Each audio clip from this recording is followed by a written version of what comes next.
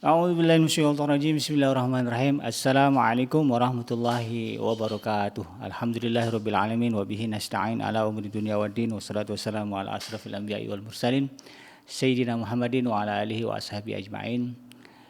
Ya haq adkhilna mudkhala sidqin wa akhrijna mukhraja sidqin wa ja'alna min ladunka sultanan nasira. Ja'al haq wa zahaqal batil innal batila kana zahuqa. Ya ghafur rabbana ighfir lana wal ikhwanil ladzina sabaquna bil iman rabbana innana amanna faghfir lana dzunubana wa qina adzabannar amma ba'd. Alhamdulillah, segala puji dan syukur adalah milik Allah, Tuhan semesta alam yang telah menciptakan kita, dan karena rahmat dari Allah Subhanahu wa taala kita kembali dipertemukan di channel YouTube kesayangan kita, itu channel iDream TV, dalam program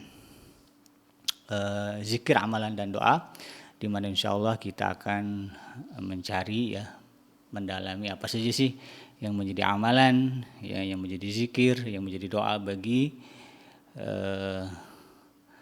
setiap muslim gitu ya. Karena memang berbicara doa atau amalan tentu seorang muslim tidak akan lepas yang dari namanya doa dan amalan. Itu merupakan bagian dari sunnah Rasulullah Shallallahu Alaihi Wasallam, di mana Rasulullah itu menjadikan doa sebagai senjata Ada hadis yang mengatakan juga yang mengatakan doa muhul ibadah. Doa itu selain senjata, doa juga merupakan simpulan dari ibadah. Karena itu kemudian pemahaman kita terkait dengan zikir, amalan dan doa juga harus harus kita perdalam. Ada satu doa tidak lupa kita baca salawat dan salam. Allahumma sholli ala sayyidina Muhammad wa ala ali sayyidina Muhammad. Assalamualaikum ayuhan nabi warahmatullahi wabarakatuh. Semoga Allah terima salawat dan salam yang kita baca dan dilimpah curahkan kepada para nabi dan para rasul, wabil khusus Rasulullah Muhammad sallallahu alaihi wasallam. Dan semoga kita termasuk orang yang akan berbahagia nanti ketika berjumpa dengan Allah, dijauhkan dari siksa api neraka, dimasukkan ke dalam surga, dan dipertemukan dengan Rasulullah Shallallahu Alaihi Wasallam. Sahabat hadirin yang dirahmati Allah dimanapun Anda berada, sebagaimana yang saya sebutkan di awal, bagi seorang mukmin doa merupakan amalan yang tidak bisa dilepaskan. Bahkan segala tindak tanduk kita, tingkah laku kita itu ada doanya. Kalau dalam Islam itu dari mulai kita bangun tidur, kemudian kita tidur, bahkan tidur itu sendiri adalah ibadah. Nah, kalau berbicara ibadah, erat kaitannya dengan doa. Bahkan kalau kita lihat sholat seutama-utamanya ibadah di dalam Islam, itu isinya doa. Dari mulai takbiratul ihram itu kan doa mengagungkan Allah sebetulnya, kan seruan mengagungkan Allah. Kemudian ada doa iftitah, surah Fatihah juga doa di dalamnya.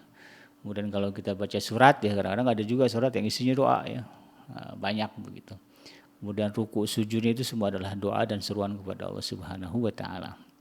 Apalagi kalau pergi haji pergi haji itu dari mulai kita memandang Ka'bah tuh sampai selesainya ibadah haji kita, umrah kita, itu isinya doa aja. Setiap tempat kita panjatkan doa. Jadi memang mau nggak mau hazanah kita tentang doa-doanya harus berbanyak. Bahkan kalau jamaah haji sahabat iDream, itu ada buku tebal isinya doa-doa Dulu mertua saya waktu pergi haji sambil dikalungin biar nggak lupa baca doa. Kalau nanya udah baca doa apa nih gitu kan, itu ada di lehernya gitu kan, tinggal buka aja.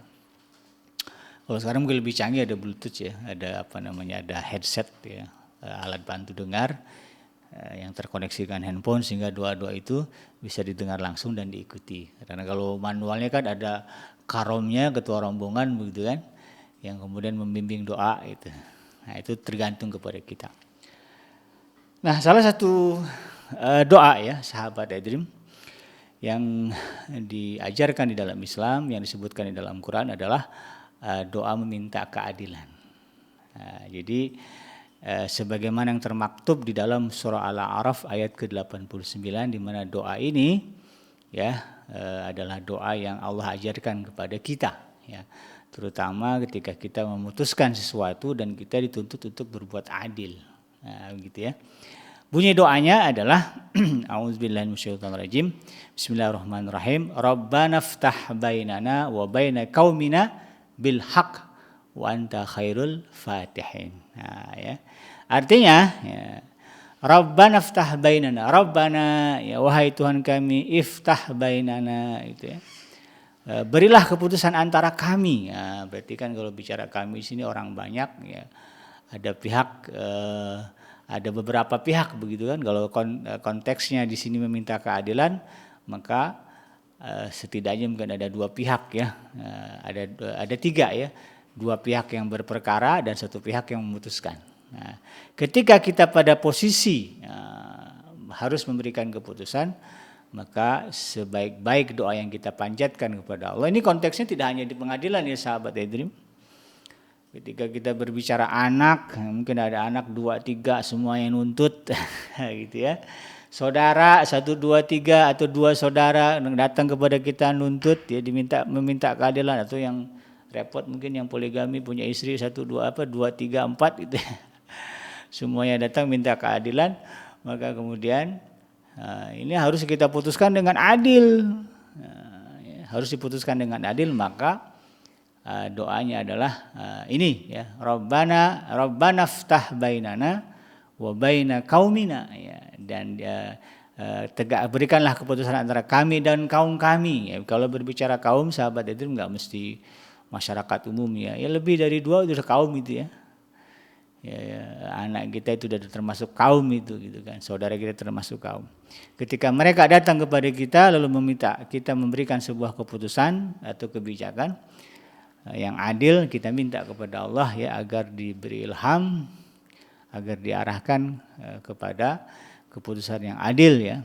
Bahkan kalimat di sini Rabbana ftah bainana wa baina qaumina bil haqq ya.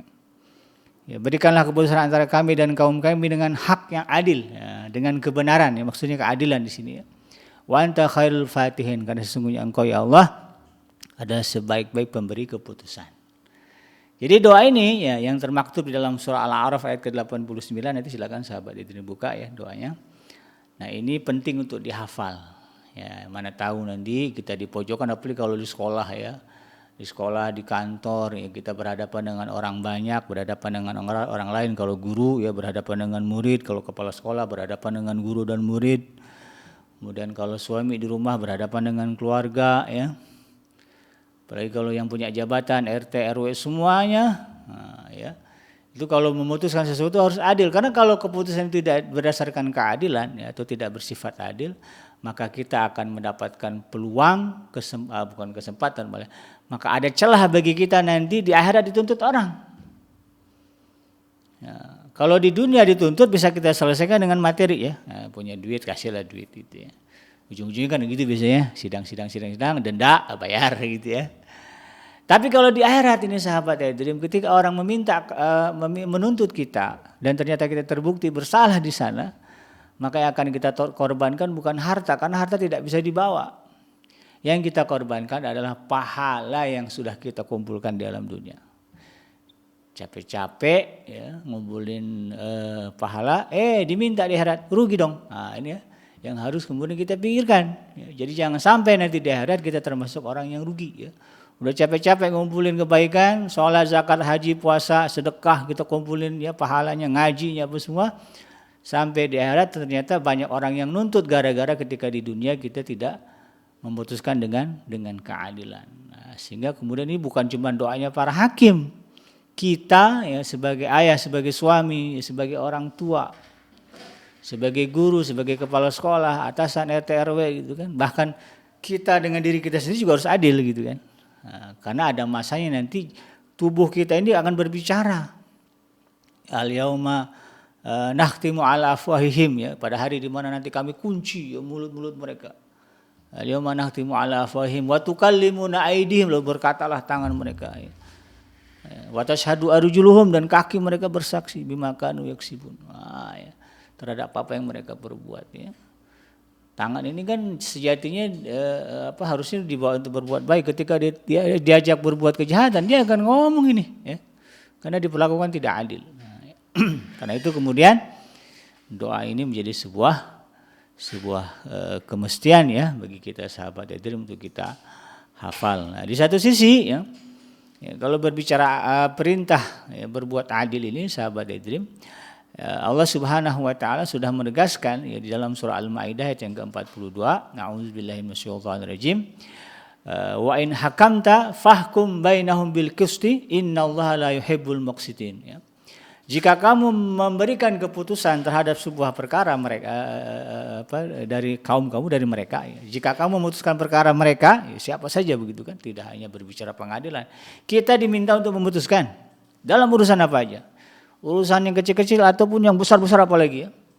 Maka kata Allah Subhanahu wa taala, fahkum bainahum bil qisti, maka hendaklah kalian memberikan hukum atau putusan perkara itu di antara mereka dengan adil. Ya. Kenapa? Innallaha la yuhibbul muqsitin, karena sesungguhnya Allah innallaha yuhibbul muqsitin. Ya. Sesungguhnya Allah menyukai orang-orang yang adil. Jadi ketika kita melakukan keadilan itu menjadi orang yang dicintai Allah Subhanahu wa taala. Ya, kalau Allah sudah jatuh cintanya kepada kita, kalau Allah sudah jatuh cinta kepada kita, maka apalagi kebahagiaan yang paling tinggi bagi kita. Sedangkan kita ketemu dengan calon istri kita, atau kita ada orang yang kita sukai, kita cintai, lalu kemudian ya, dia menjatuhkan cintanya juga kepada kita, sampailah ke pelaminan. Maka di hari kita melakukan ijab qabul itu adalah hari yang paling berbahagia mungkin dalam hidup kita. Ya, akan selalu kita ingat. Ya. Makanya ada ulang tahun pernikahan, karena itu adalah momen yang luar biasa bagi setiap orang. Apalagi kalau kemudian yang menjatuhkan cintanya itu adalah Allah Subhanahu wa taala, Tuhan yang menciptakan alam semesta. Yang kalau berbicara keindahan Allah, tidak akan terkatakan oleh kita bagaimana indahnya Allah Subhanahu wa taala.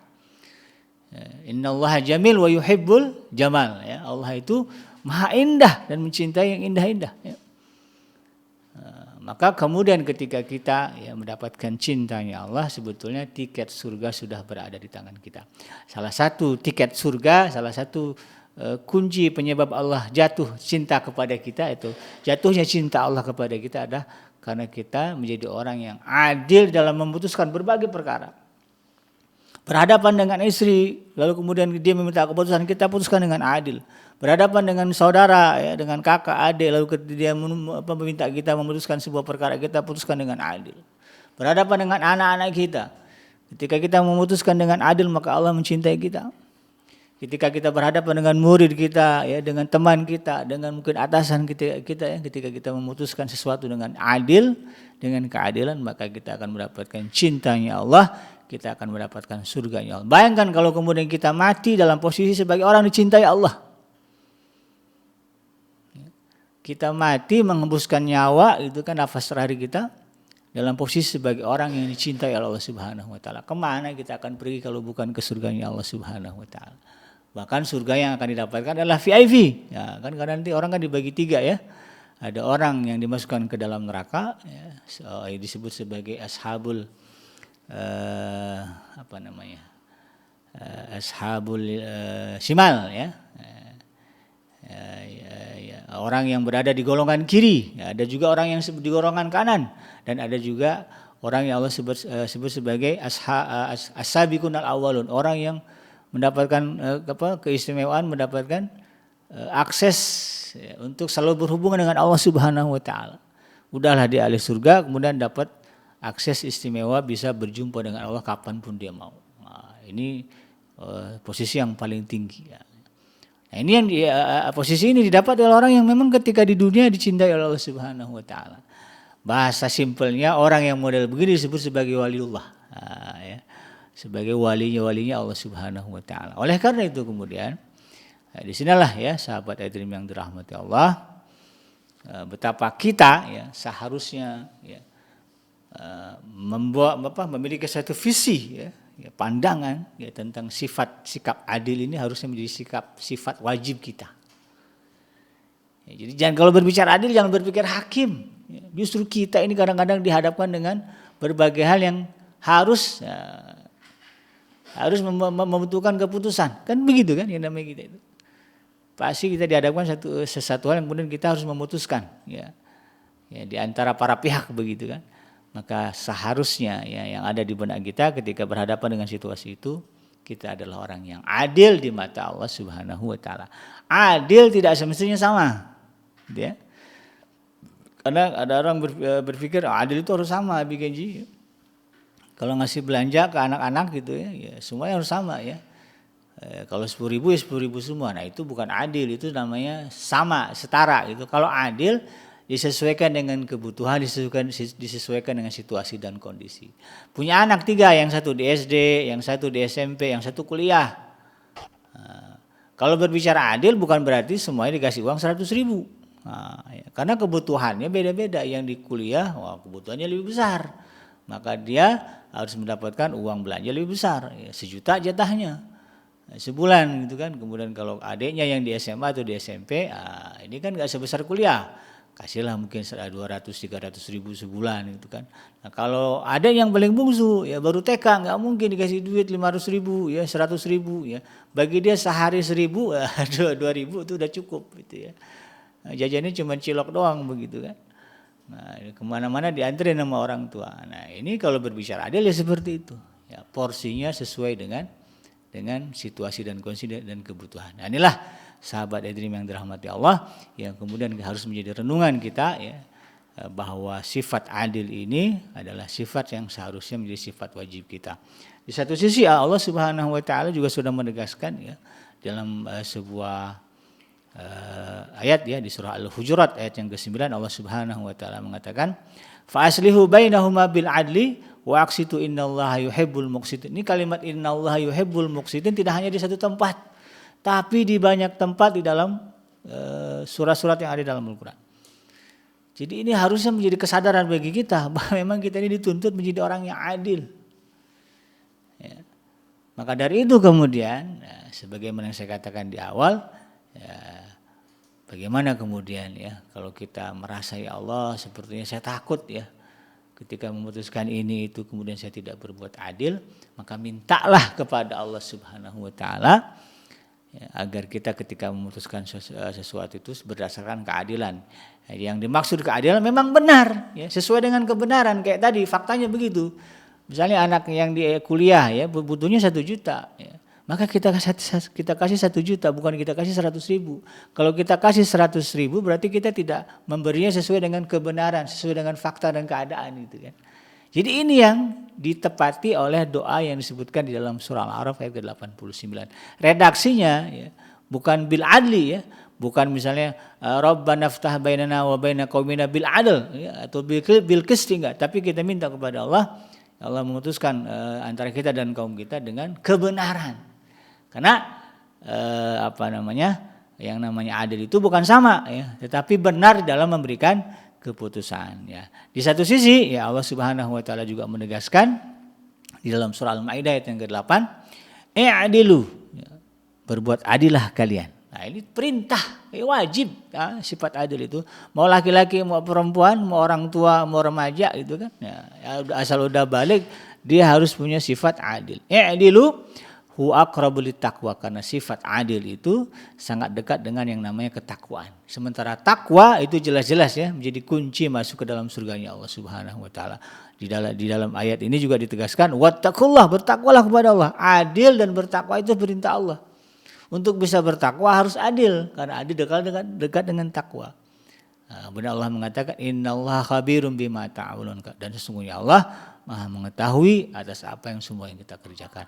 Tidak ada celah bagi kita untuk mengatakan saya pernah berbuat adil padahal kita curang. Nah, itu tidak ada. Semuanya Allah tahu ya, kalau kita sesuai dengan perintah Allah melakukan sesuatu ya begitulah faktanya. Ini harus menjadi kesadaran kita bersama.